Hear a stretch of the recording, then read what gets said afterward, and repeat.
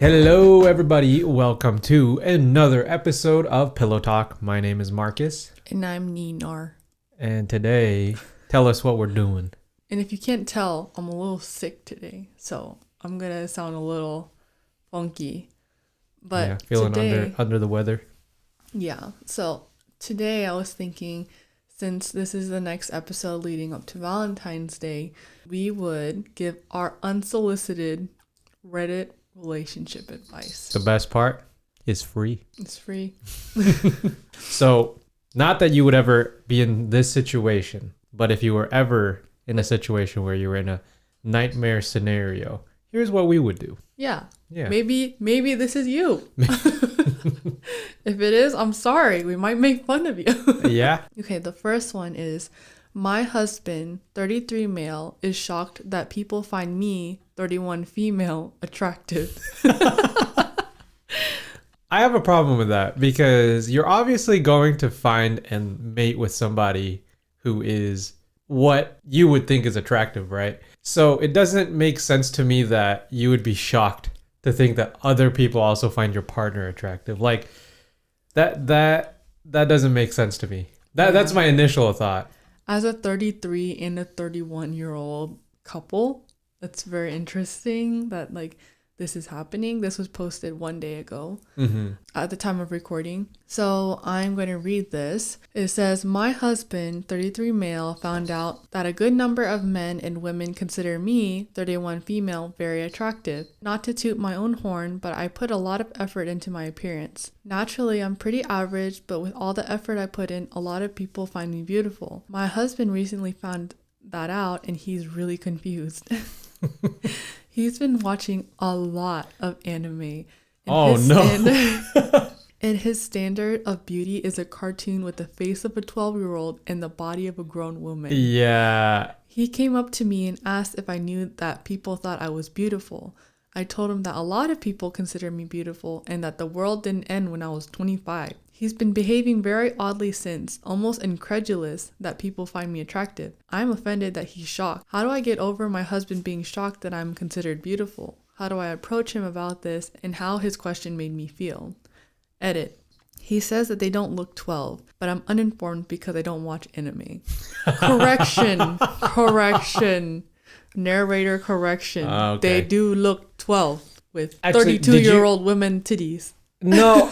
I would stretch that even further. I feel like anime figures are even more like they're superhuman. They're so unrealistic. Yes, they're so unrealistic. But actually, to go back on the 12-year-old thing, they do look younger, but I feel like there was something that somebody had made like a theory about the way that people drew anime. Oh. And that the characters' faces were based off of cats. Oh, that makes sense. Like the bigger eyes and like the pointed like. I heard that too. Yeah. I think because it makes them look cute. Yes. So maybe it's not necessarily that they are younger, but that it's not something that's naturally found in humans. Mm-hmm. So you, my friend, are attracted to inanimate things. Mm-hmm. I did not read the comments, but edit 2 is pretty crazy. I have no context. Let's hear it. Edit 2 says, he was recently diagnosed with autism and ADHD. He said that he didn't realize he was engaging in an emotional affair with his coworker until she kissed him because he didn't understand the social cues. He was flattered initially because he never thought anyone besides me would want him, but he told me a few days after because the guilt was too much. So that went from 0 to 0. We already went from 0 to 100. We're going from 0 to... There's so many things happening in this relationship that I'm not quite sure what's happening. I'm going to disregard the second edit. Yeah. And if you were my girlfriend and you came up to me and told me that your husband is shocked that people find you attractive, what would I say? I would ask the question... When you guys initially met, did he think you were attractive? Yeah, that's point number one. The second thing that I would also say is, at what point did he either stop finding you attractive, or is he just thinking that he can be the only one that thinks that you're attractive? Yeah. Maybe it's more of a jealousy type of deal. I think I saw another Reddit post or somebody was narrating where they said that the wife was listening in to her husband and his friends coming over, and the friends were talking to the husband being like, you know, your wife is like really ugly, right? Oh, and they dang. were like making fun of her. Oh my. And he was like the most twisted of the twists. He said, yeah, I know she's ugly, but I love her a lot. Oh. So it's like Is kind that of an awe moment, or is that like a oh? So it's like when I see like stuff like that, I'm like, I don't know. If you're my friend, like if it was me, it would hurt my pride as a woman. It really would. I think that's a double-edged sword. On one end, I could see you could love somebody that wasn't conventionally attractive. I think that's fair. On the other end, I think that if you didn't find your wife or partner attractive, there's no reason why other people couldn't. Right. Yeah. So, okay, in conclusion, if you're my bestie, you came up to me and you were like, my husband doesn't think I'm cute anymore, or doesn't think I'm cute at all, well, what should I do? That's not what this post is saying. Hold on. We're straying a little bit too far from the post is saying that my friend is coming to me and tells me that their husband thinks that, or their husband is shocked that other people find them attractive. Yeah. How should I handle the situation? Should I be offended? Should I engage with him in a serious conversation about it? Or should I just let it pass? What would you say? If it really bothered you, then I would bring it up and be like, hey, like what you said the other day kind of hurt my feelings. I just wanted you to know because like it affected me in some way. Yeah. That's what I do with you. I feel like I cannot rest peacefully unless I tell you, you know, how I feel. But in addition to the edits where it says that he has autism and ADHD, it makes sense because he's saying those things, or he's shocked because he can't read the social cues. The autism part I could, if you're on the spectrum, sure. Yeah. I don't give that a pass for people with ADHD though. Yeah. You know, I think in any case, if it bothers you, I agree. You should probably mention it and just talk it through. But if it doesn't bother you, I think you could let it pass because I don't think it should affect you if you're in a happy relationship. Yeah, I think so too because unfortunately, whether or not we like it or not, we're all gonna be busted in a few years. But as long as you love the person you're with, I feel like as long as you love the person you're with, you're always gonna feel like attracted to them. Yeah. As long as you're attracted to them, that's what matters the most, right? That's true. Like you shouldn't. I would take that as a silver lining to say that you are still good looking to somebody else at your age and run with it. Yeah. Find the positive in it. Anyway, so what's on the second? Okay. What's the second story that we've got? Let's see. The next story. It's a juicy one. It is kind of juicy. Okay. So, I, 29-year-old female, catfish my boyfriend, 33-year-old male, to test if he cheats. I feel awful for what I did and what I found out. How do I confront him about it? You should feel awful about that. You should feel a little awful about it. Hi, everyone. I've been struggling with suspicions about my partner's infidelity for a while now. Despite my gut feelings and the inconsistencies in his stories, every time I confronted him, he would respond with overwhelming affection, making me second guess myself. Toxic. It feels like I always get caught in a cycle of doubt and reassurance with no concrete evidence to back up my suspicions. In a moment of desperation, I decided to take matters into my own hands to uncover the truth. I created a fake phone number and reached out to him, pretending to be a girl that got his number from someone he had supposedly hooked up with months ago. Wow. After some convincing and sending pictures of someone I knew he would find attractive, wow. He took the bait and agreed to a date, claiming that he was single but polyamorous. Oh, wow. Interesting. So many things happening. Things happening. First of all, she begged another girl for her photos. Yeah, that's a little much. Tonight, he plans to take her to a place that's special to us, and I'm left feeling utterly heartbroken. Just minutes after setting up this date, he sent me a message saying, I can only think of you, adding insult to injury. I'm sharing this here because I'm at a loss. I feel terrible for stooping to this level, but I also feel vindicated in finding out all the truth. How do I confront him? Should I even confront him at all? How do I move on from this? One thing I'm confused about is what do you think, and I'm talking to the original author of this, what do you think would happen when he shows up to the dinner and you're the person there. Unless you decided to set it up. I don't think she intended to like actually to get show this up. far. I think she wanted to see if he would even go on a date with a random girl in general. I would say, girl, if you were desperate enough to even like beg another girl for her photos, create a new phone number, create a persona about how this girl met your boyfriend. Yeah. That would validate enough for me that, yeah, he's probably not faithful. I agree with that. But you're also, that's crossing a line for me. I feel like you're already loony enough to start that. And no, I'm not trying to defend him, because obviously he done messed up. But I think there's a line to which you can go, and there are probably better ways to go about that conversation than to literally set a whole trap like this. I hate the TV shows that catfish people just to see what they do, because I think that's toxic in general. Yeah. What he's doing is obviously also toxic, but you know, two wrongs don't make a right. Yeah. That's what I say. But also, this guy, leave it. I would understand if you went to this length for your husband, because you're so like invested, like your lives are already tied together, you know, to an extent, legally to an extent. But for a boyfriend, girl, he better be the best looking dude.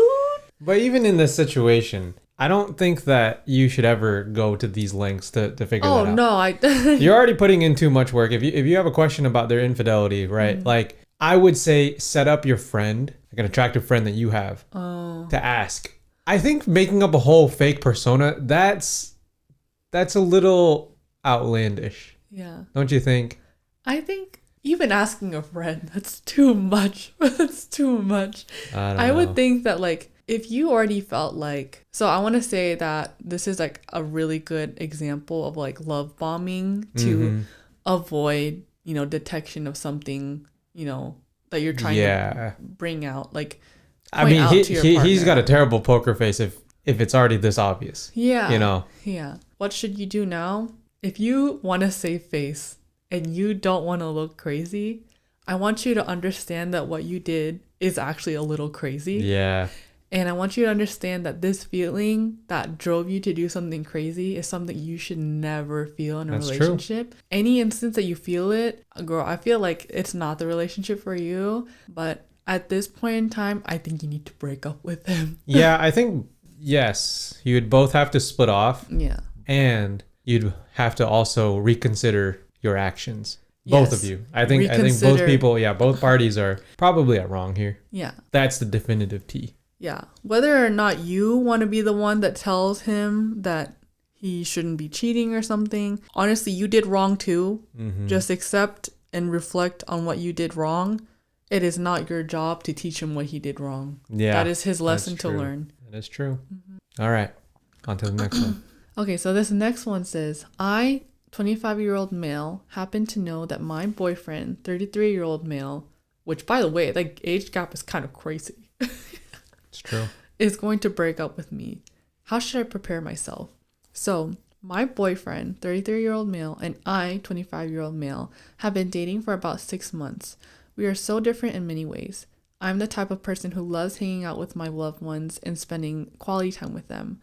My boyfriend, however, is the exact opposite. He enjoys his alone time, would expect me to give him as much space as possible.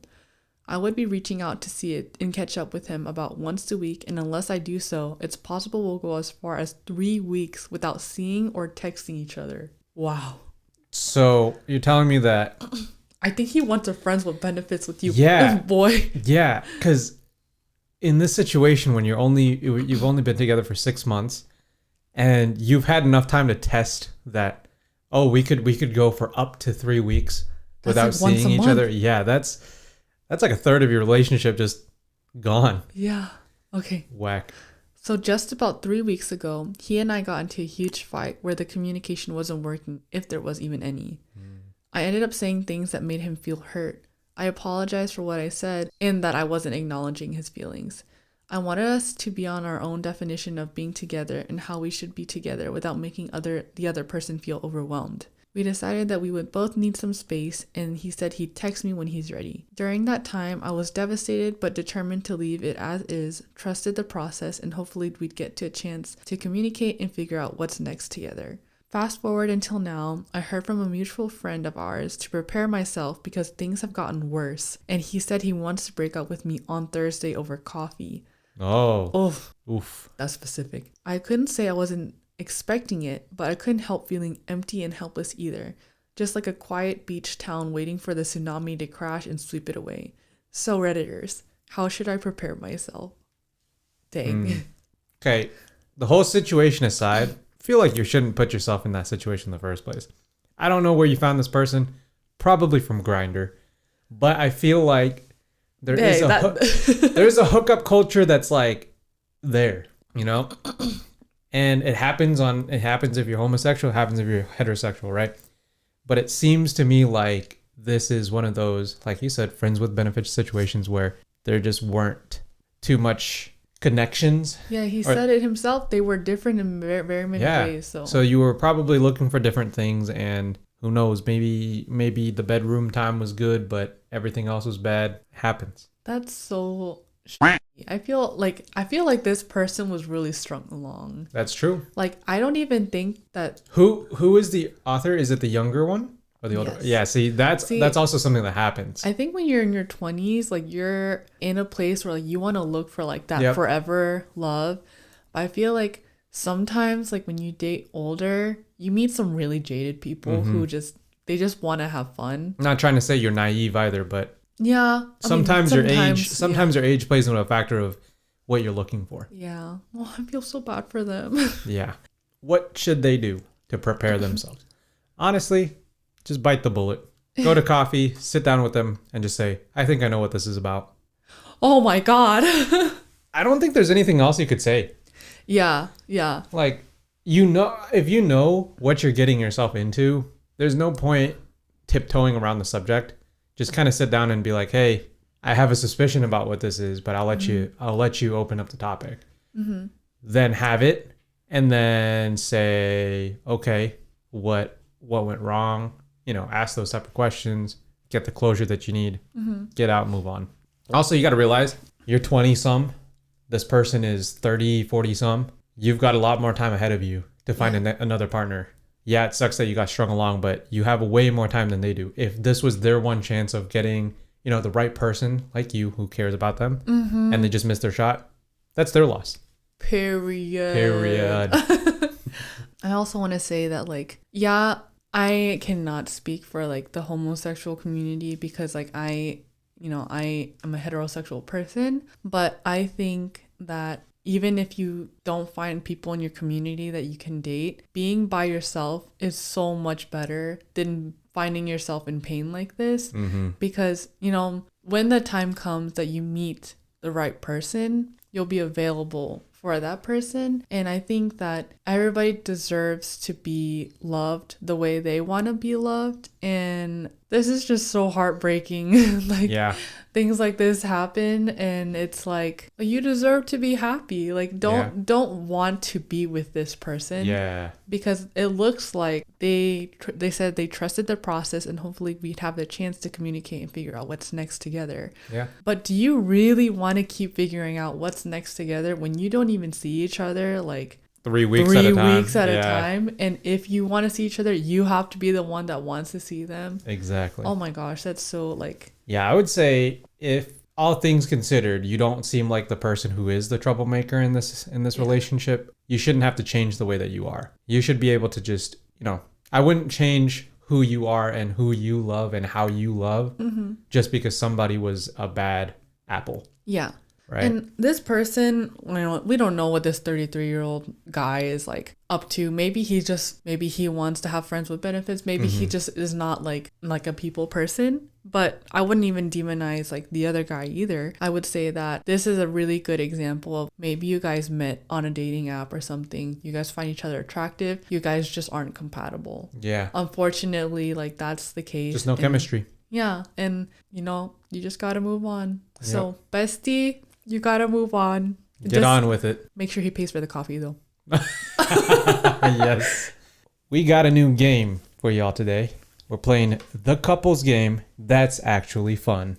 I got this for my birthday. Cheers to me being 26 at Janie XOXO. Thank you, Jane. Thank you, Jane. We're going to play it today. Looks like a really fun game. We're going to test it out a little bit. Okay. So, the rules are very simple. Rules are simple. Why don't you tell us? 1, grab your partner. Oh. Draw a card and read the question out loud. There are 3 types of questions. Match, best, and me or you. So match is to try to match the answer to your partner's. Best is to give the best, funniest, or most creative answer. Me or you is choose your name or your partner based on who you think it is. Ah, okay. Let's do it. Let's do a full round, yeah? Yes. So number 3 is, that was 2. 3 is write down your answer on your board in secret. 4 is flip over the board simultaneously and compare answers. Okay. Okay. Here's your So it's kind of one of those like game show type. Yeah. We got whiteboards with it. Yes, we do. So we'll try to narrate it if you are listening. Best. Okay. What are we doing with the best? Give the best, funniest, or most creative answer. Ah, okay. This is already a good one. That answer will win. If someone made a clone of me, how would you know that it's the real me? Oh, okay. That's a good one. This is one of those where it's like something that only you and I know together, right? Yeah, yeah. All right. We are revealing our answers for if someone made a clone of me, how would you know that it's the real me? Yes. We can reveal. Why don't you go first? Okay, yeah. Okay. My answer is the 7 orange hairs on your chin and the white stripe of hair above your left eye. No, that is a defining feature of me. If somebody made a clone of me, of course they would add those things. Sometimes people don't see it. That's not something that only you and I know of, though. Oh, okay. Then the 7 orange hairs on your chin. All right, I think that's a terrible answer. Really? Yeah. Okay, I got some good ones. So first of all, we got very unique pet names for each other.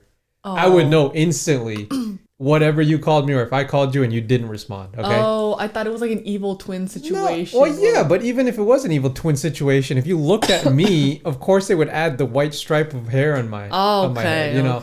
Okay. The next one is SpongeBob memes. You and your SpongeBob memes. And the last one we got are Grey's memes too.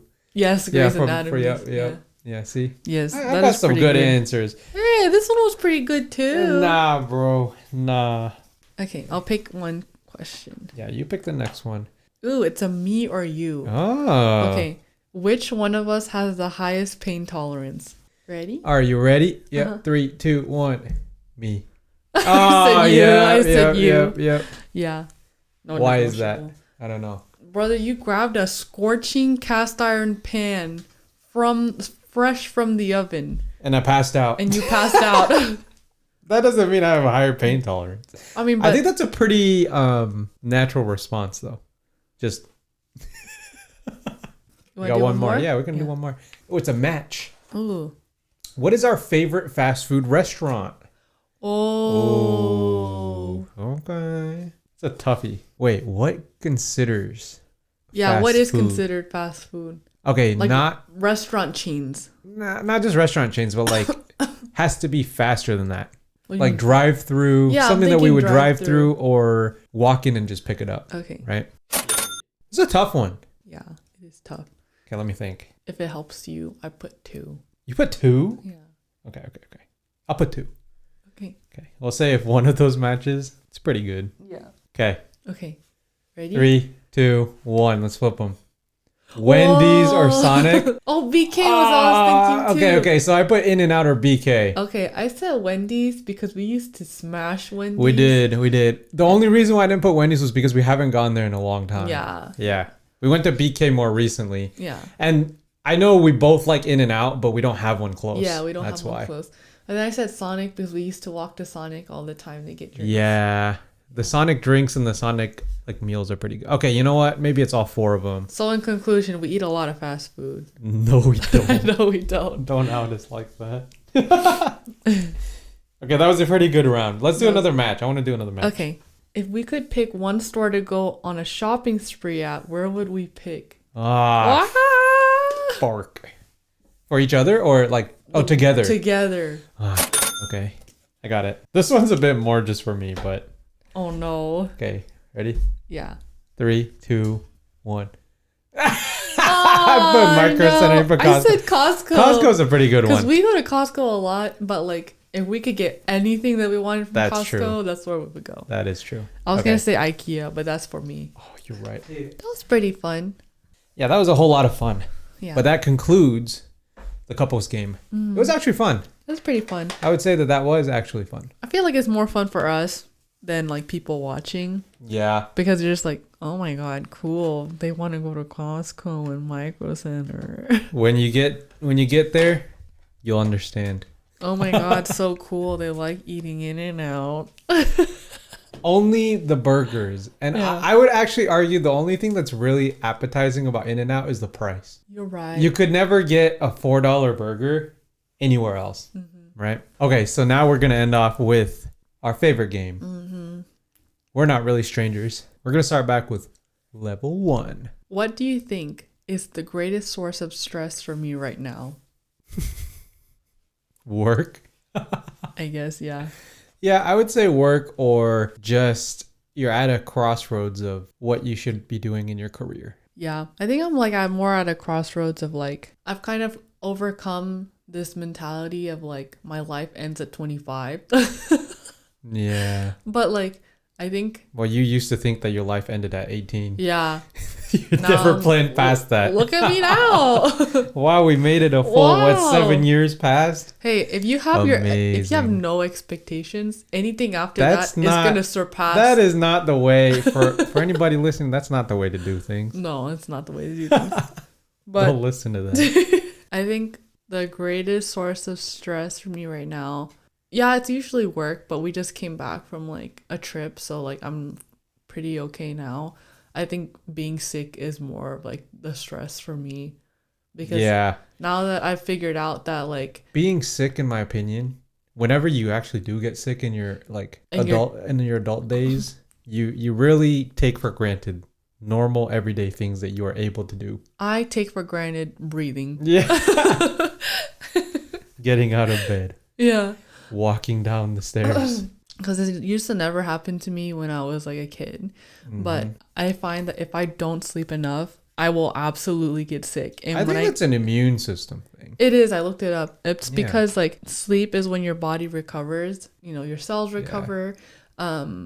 It helps build up your immunity. But because you're not sleeping, your immune system goes down. Yeah. So that makes you more susceptible to getting sick. I've already, experimented with this twice. It's happened to me twice, and it's been Yep. like the sickest I've ever been sick. Yeah.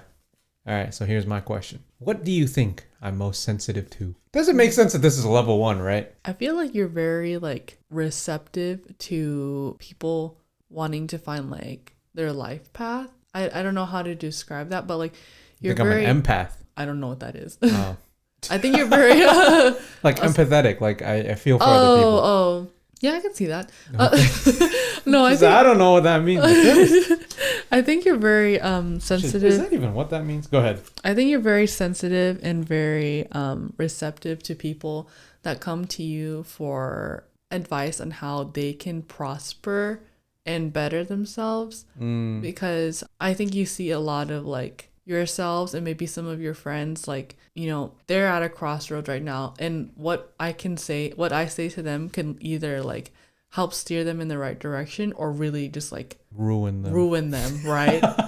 And you want to be the person that, you know, does them right. Yeah. So like Yeah. I think, for example, when somebody comes to you about like that one friend you had where they came to you about like, oh, like, should I go to college? And like I think you saw a lot of yourself when you were 18 and maybe even like your siblings. So you kind of really took it to heart. Oh, this is like a really big decision that somebody is like asking me about. I really feel for this person. Yeah, I think there's a certain level of trust that somebody has to have of you in order to approach you with a question of that level of magnitude. Yeah. So I think that it's important that you give them not only an honest answer, but your full attention. I just don't think it's fair that, you know, there are a lot of people in the world where they're willing to bullshit you about anything, or they don't even care. Right. When they answer you a question, it's just kind of like a short answer just to kind of get you away. But I do think it's important to give your full attention to those type of things. So really quick, I defined what empath was onto Google. Chiefly in science fiction. It's in quotes, or not quotes, parentheses. A person with the paranormal ability to apprehend the mental or emotional state of another individual. You are feeling hungry. tired. Oh. No, I don't think I have that ability, but I think I have that ability. No, you don't. don't be giving no bullshit answers. Somebody somewhere is feeling hungry. Oh, okay. I don't know if I'm satisfied with that answer because I'm not sure if I would be sensitive to that. Yeah, Is that like in terms of sensitive, I don't know what that actually means. Like sensitive in the fact that like are you sensitive when somebody like talks down to you, or are you sensitive to like a specific topic? I don't know, to be honest. I have no clue what that even means. I just took it as like receptiveness to something. Okay, we'll try it again. Okay, this wild card is a level 1. Rate each other's cooking skills based on a scale of 1 to 10. Compare and explain. Oh no. Wait, can we do this card too? Sure. Okay. I give you a solid 4.8. Oh my god. No, that is pending to increase because I actually think that you're very receptive. Yeah. To learn how to cook. Yeah. I just think that you haven't explored and experimented with enough to feel comfortable in the kitchen. Yeah. So it's not saying that you're necessarily bad at cooking. I just think that you don't have quite the confidence that you need in the kitchen. I'm bad.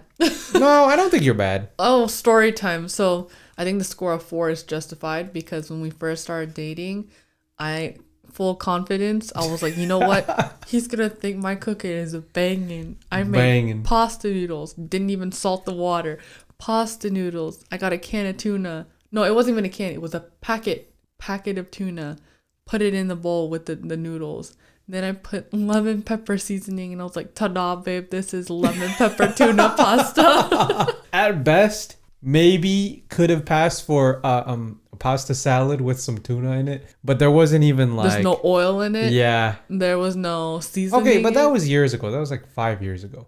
6 years ago. Yeah, but like that goes to show like that's how limited my cooking skill was. But I think limited in cooking skill does not equate to how good you are as a cook. Mm-hmm. Because I also think that how good you are as a cook is how coachable and how much you're willing to learn to cook. And I think you have a lot of... You do have a drive to at least understand how to cook. I do try, but I cook with my heart a little too much. So bring my score up to a 5. Okay. I'll give you a 5.8. Oh, okay. How about that? Oh, okay. Yeah. Room for improvement is what I'll say. Room for improvement. Yeah, okay. Okay, so I'll give yours like... I'll say like a 7 or an 8. Oh, okay. I didn't want to give it like too high because then it's like, where can you improve, you know? Yeah. There's no way that I know everything there is to know about cooking. Yeah. But I do love to cook. You cook very well. Oh, thank you. Like very, very well. All right. Okay. What's this question that you got? The next question. What assumption did you make about me that turned out to be right? We've already answered that. No, we haven't. I swear we've already answered. No. Okay, fine. What assumption did I make about you? I made a lot of assumptions about you that came out to be incorrect. Actually, not a lot. Like what? Well, because at first I thought that you were mixed. Oh. But you weren't. Well, you are mixed. I'm mixed ethnicity, but yeah, like but the like race not is like the same. yeah, race is the same. Anyway, I assumed that you would be a little funky, but not in the same vein of funky that now I know you as, like goofy. Wait, what do you mean funky? I thought that you'd be You think I was gonna be like a hippie girl or something? No, not anything like that. I just thought that you were going to be like I don't shave my armpits. No, that's no. You're too much in the hippie vein. I'm just saying, you were not as like kooky as I thought you were gonna end up being. Oh, you thought I was gonna be? Well, you thought I was gonna be kooky. I thought you might have been. I mean, I didn't have a problem with it, but I thought that there's a good chance that you were gonna be kooky. In what way? I don't know. Like neurotic? Yeah. Oh no. Kind of like spasms. All right. Anyway. Okay. That's all that we had for this episode. Thanks for joining us today. My name is Marcus. And I'm Nina. And this is Pillow Talk. Share it with your friends. Hopefully you don't end up in a Reddit situation like the ones that we described. But if you do, maybe now you have a good idea about what we would do about it. Mm-hmm. WWWD. Peace. Yeah, I think you forgot the why. No, what would we do? Oh. Okay, bye.